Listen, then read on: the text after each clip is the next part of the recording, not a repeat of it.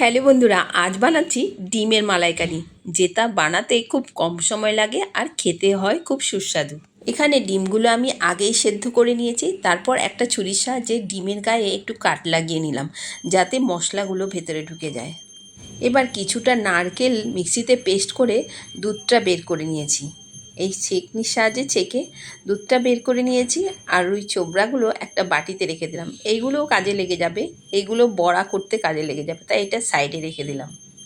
এবার একটা মশলার পেস্ট রেডি করব। কয়েক টুকরো রসুন, এক টুকরো আদা, কয়েকটা কাঁচা লঙ্কা আর একটা পেঁয়াজ কুচি আর কিছুটা ধনেপাতা আর 1 চামচ মতো সাদা তিল দিয়ে একটা মিহি পেস্ট বানিয়ে সাইডে রেখে দিলাম। ডিম রান্না করার জন্য সমস্ত উপকরণ রেডি হয়ে গেছে। এবার তেলের মধ্যে একটু নুন আর হলুদ দিয়ে ডিমগুলো একটু হালকা করে ভেজে তুলে নিলাম। তারপর ওই তেলে জিরে আর গোটা গরম মশলা ফোড়ন দিয়ে 1 বাটি পেঁয়াজ কুচি দিয়ে পেঁয়াজটা লাল লাল করে ভেজে নিলাম। এবার ওই ভাজা পেঁয়াজের উপর দিয়ে দিলাম যে মিহি পেস্টটা বানিয়ে রেখেছিলাম, সেই পেস্টটা পুরোটাই দিয়ে একটু নাড়াচাড়া করে রেগুলার মশলাগুলো দিয়ে দিলাম।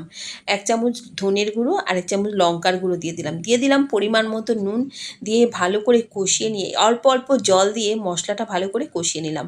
তারপর আগে থেকে ফ্যাটানো টক দই একটু দিয়ে দিলাম ওই নারকেলের দুধটা দিয়ে আরও কিছুক্ষণ নাড়িয়ে চাড়িয়ে ওপর থেকে টেস্টের ব্যালেন্সের জন্য একটু চিনি দিয়ে দিলাম একটু চেরা কাঁচা লঙ্কা। এবার ঝোলটা একটু ভালো করে ফুটিয়ে নিলাম।